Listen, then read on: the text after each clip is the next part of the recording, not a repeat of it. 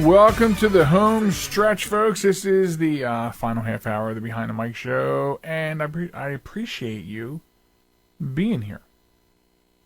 Hopefully, you are listening live on QIBRadioNetwork.com, or you can catch the podcast there as well. So, phone number to call in, 443-836-0171, 443-836-0171.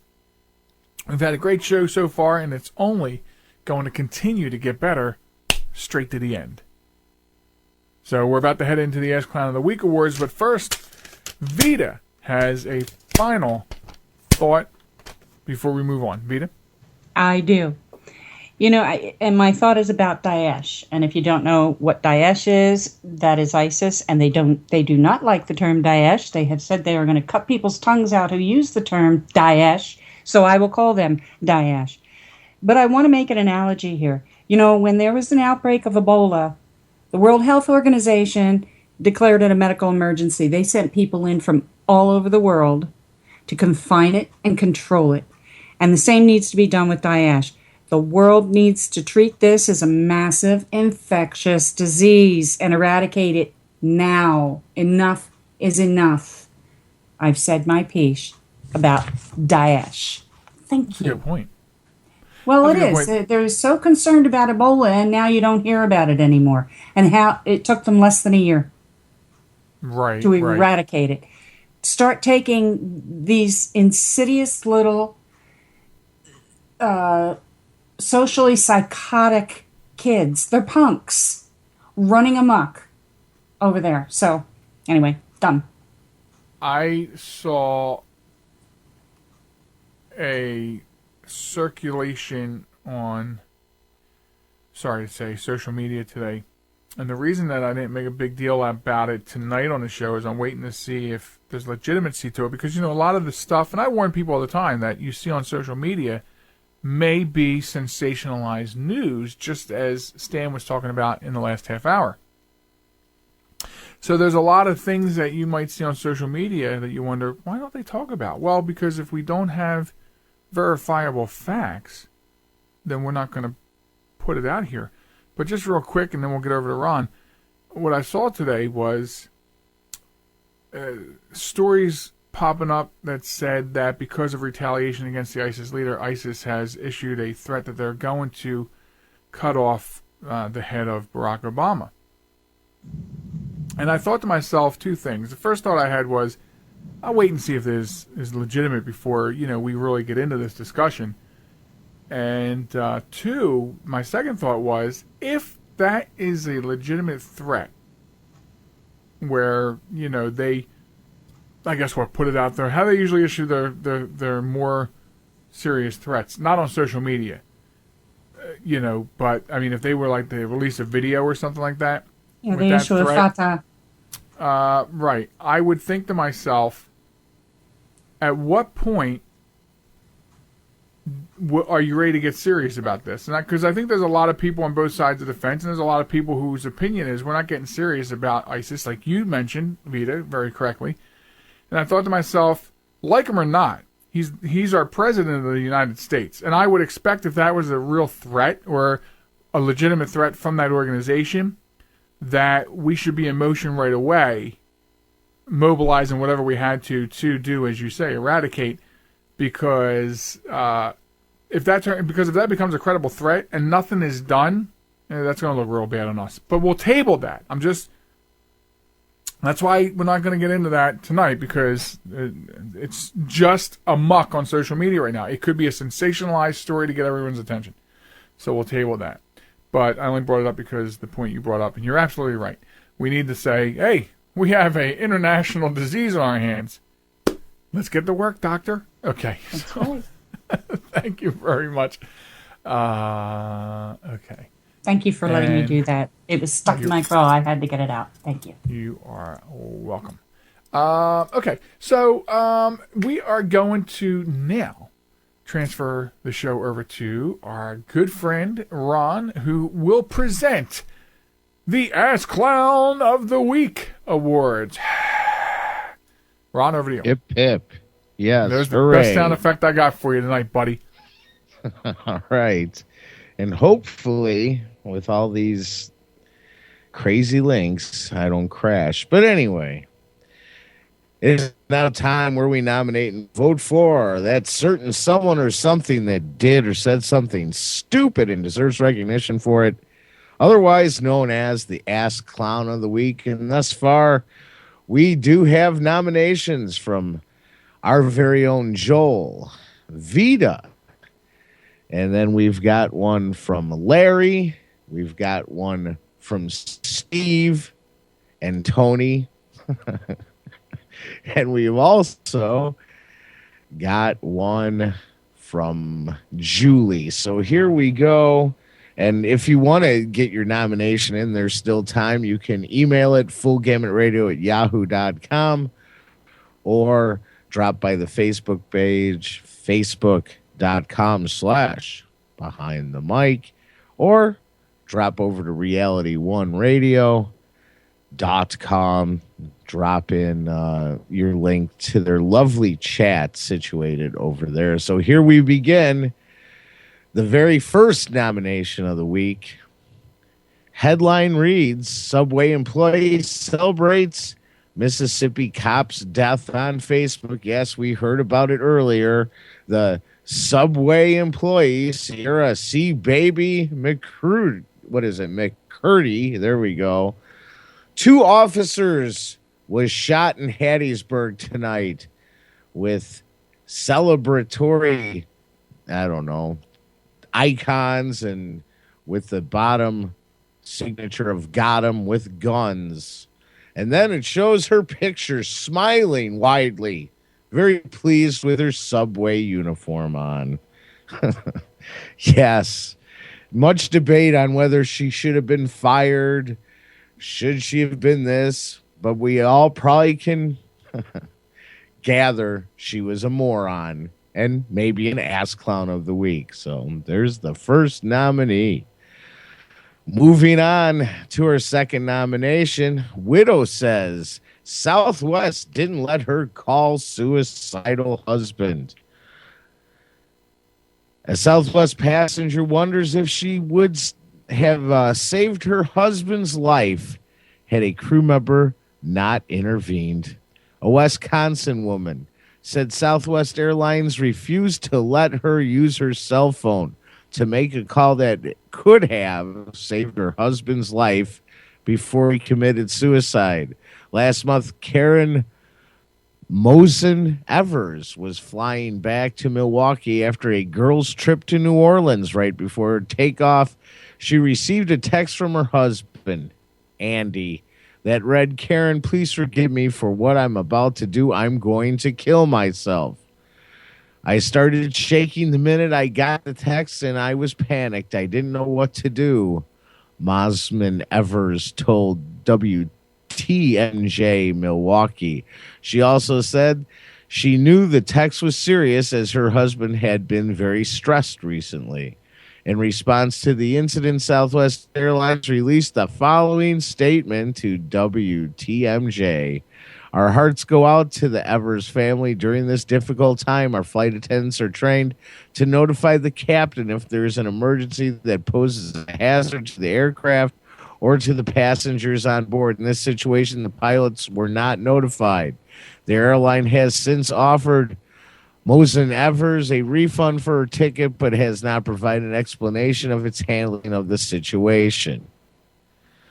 The text reached her just as flight crew were finishing cabin checks, so Mosen Evers texted back no and tried to call her husband, but a flight attendant intervened, asking her to turn her phone off.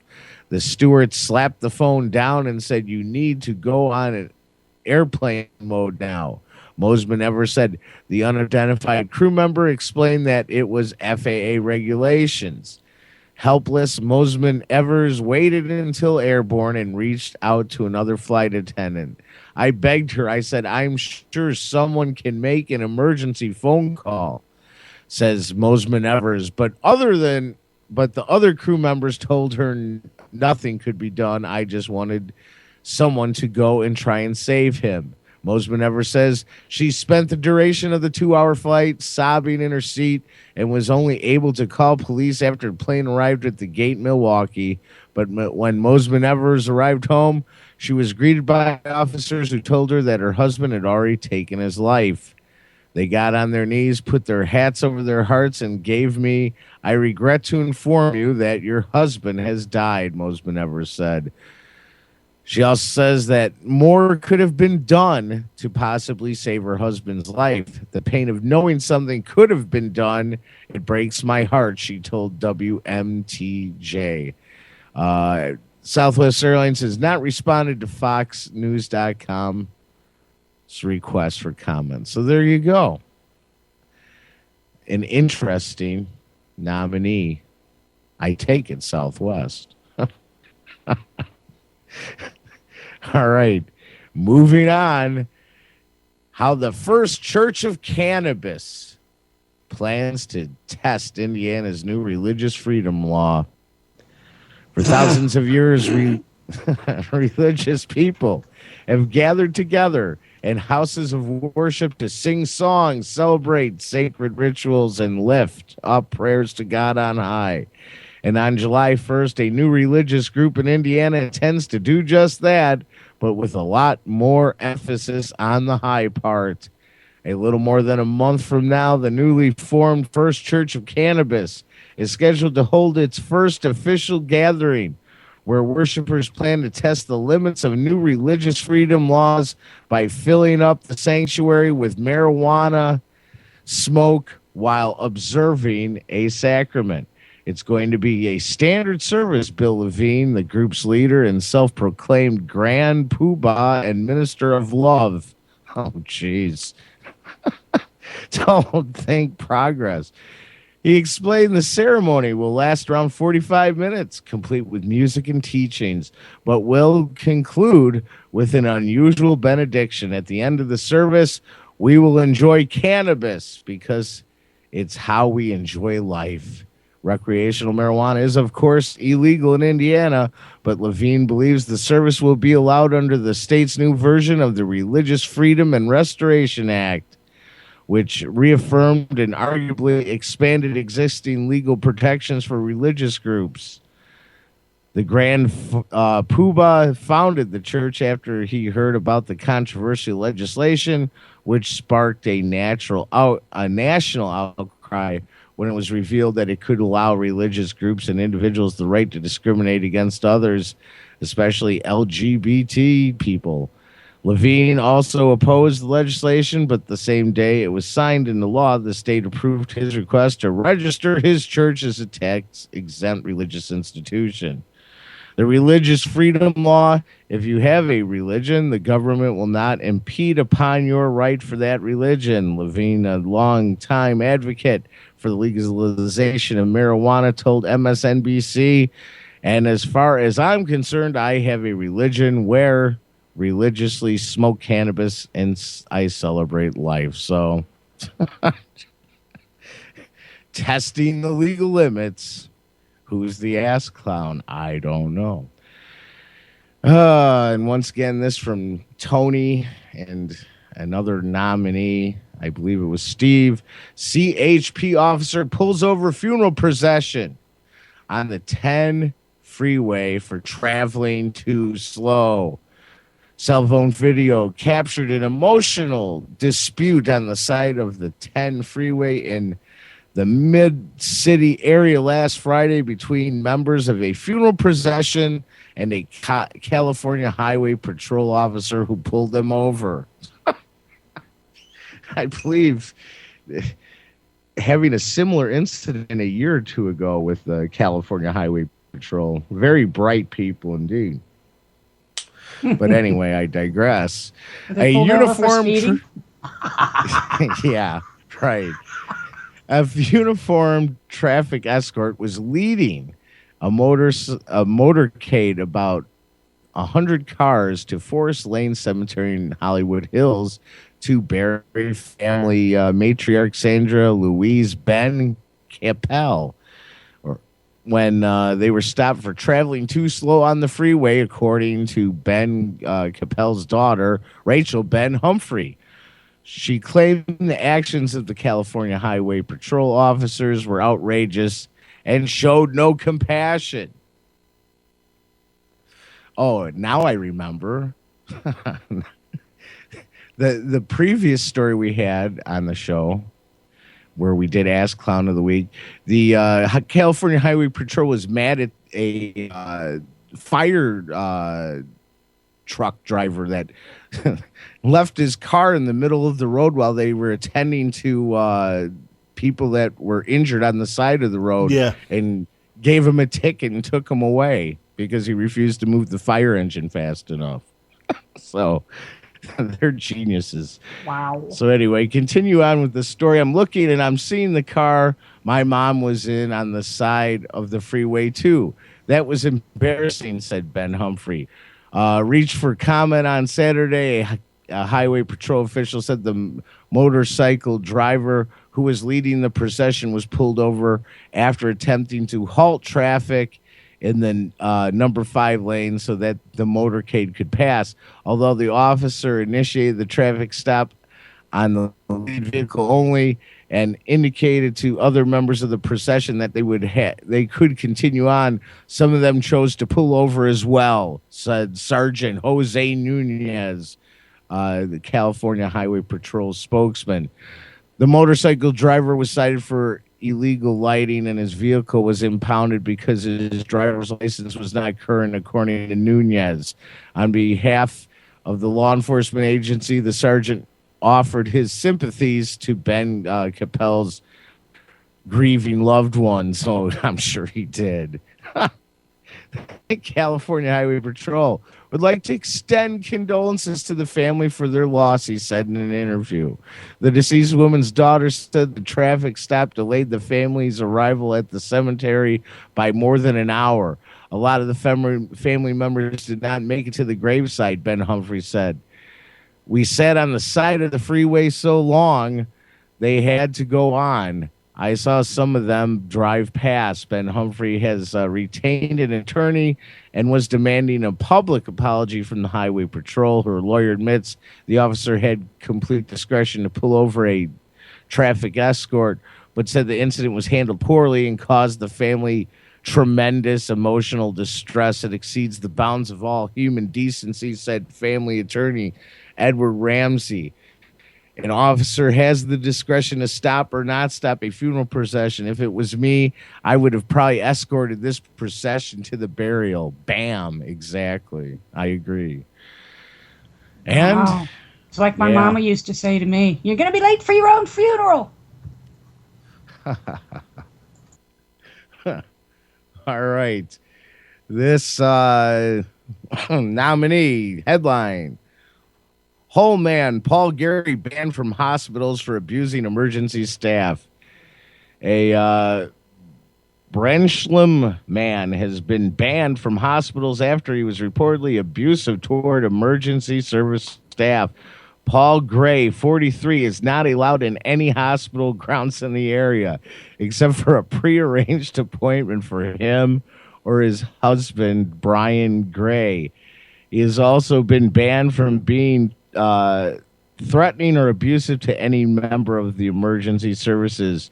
Gray, of Deerhurst Grove, was given a 2-year criminal behavior order banning him from hospitals in the area after he kicked a policewoman in the knee outside DW Sports Fitness at Mount Retail Park on March 15th. He was arrested for being drunk and disorderly after police were called following concern for Gray's safety.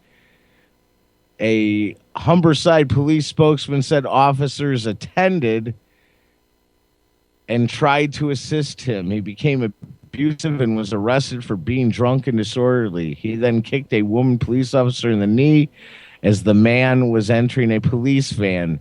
Appearing at Hull Magistrates Court, Gray received a 16-week prison sentence, suspended for 2 years for assaulting the police officer. He said he was also ordered to pay 50 euros in compensation. Gray's CBO has been welcomed by security staff at Hull and East Yorkshire Hospitals NHS Trust, which runs both Hull Royal Infirmary and Castle Hill Hospital. Head of security Russell Moore said hospitals should always be a place of safety where patients feel secure and a staff are able to work without the threat of violence or aggression.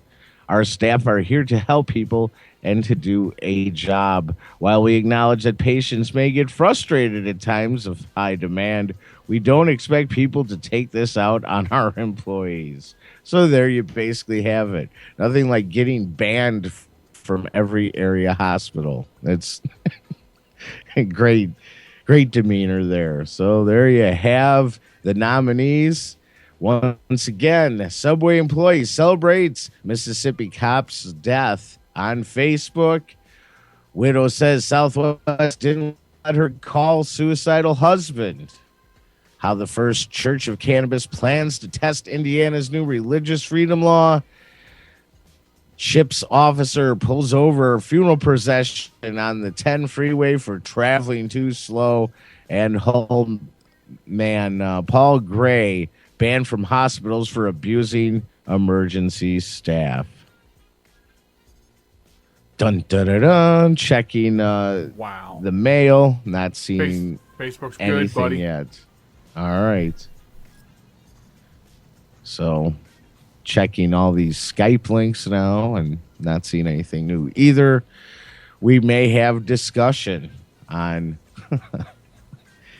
the following nominees, and I know I have my favorite so far, but I won't give that away yet. Let's try someone new. Stan, what is in your running, barring some miraculous nominee? What is your front runner for Ask Clown of the Week?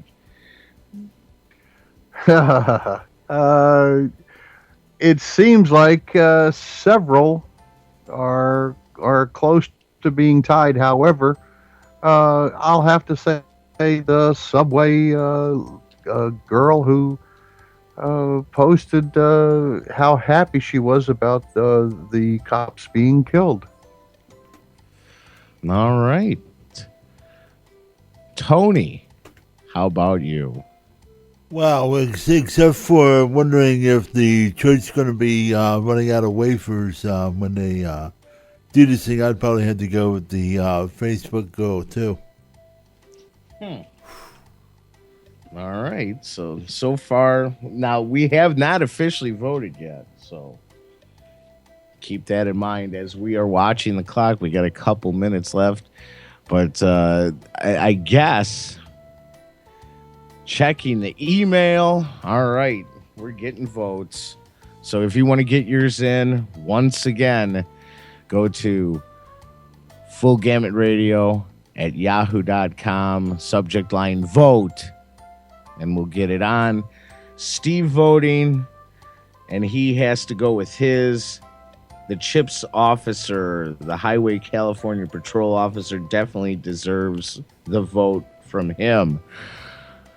Moving on, Julie voting, also going with CHIPS. So 2 votes for the California Highway Patrol officer, and then we've got 2 for the Facebook Subway worker so far. I guess we'll make it official now. Stan and Tony going with the Subway worker that tweeted her pleasure of the Mississippi cops getting killed. Larry Joel from here said Chips, too. All right, so we've got 3 votes for CHIPS. Joel. Well, I got to tell you, I know I submitted it, but I just think the biggest dumbass of the week is the person who got herself fired for broadcasting her opinion about the police officers wearing her Subway uniform. So, All right, well, we're tied so far. We've got 2 more tiebreakers on the shelf, so let's see. We'll go with Vita, your vote for this week's Ask Clown of the Week. Definitely the Subway worker. All right. Subway worker. And guess what? I'm sorry to disappoint the Subway people, but I am voting for chips. So currently we have a tie. Oh no. Ruh-roh. What? That's Yeah, right. what?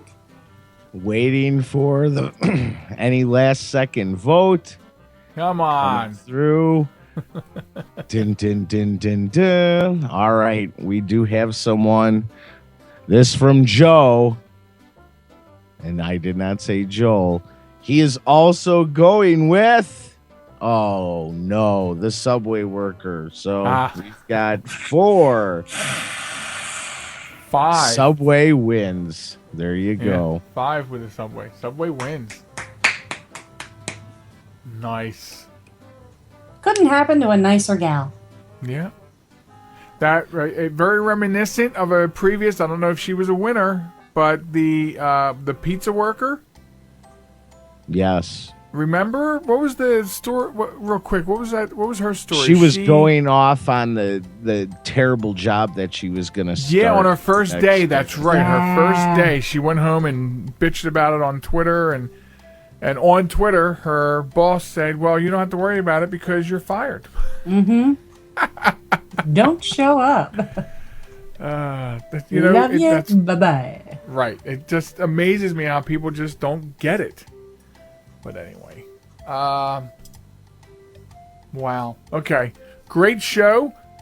We got to bring it to a crashing halt, but what a great show. We got a lot of things out on the table tonight. Had some great what gives, had some great Ask Clown compliments, and a great Ask Clown winner. Kay Stouter, thanks to her for joining us to finish up that discussion on what you shouldn't be doing in Subway uniforms on social media. Could cost you your job. So big thanks to Kay. Thanks to everybody for listening to the show tonight. Thanks to everybody around the table. Vita, Ron, Stan Lee, and of course our producer behind the glass, Mr. Tony Richards from Reality One Radio. Thanks to him as well for keeping this thing all stitched together like a human centipede. Forget I said that. Stupid. But whatever. It just flows out of my mouth, people. You can't stop me sometimes. So we'll be back every Sunday, same time. Have a great rest of your week. Have a good night. Peace out.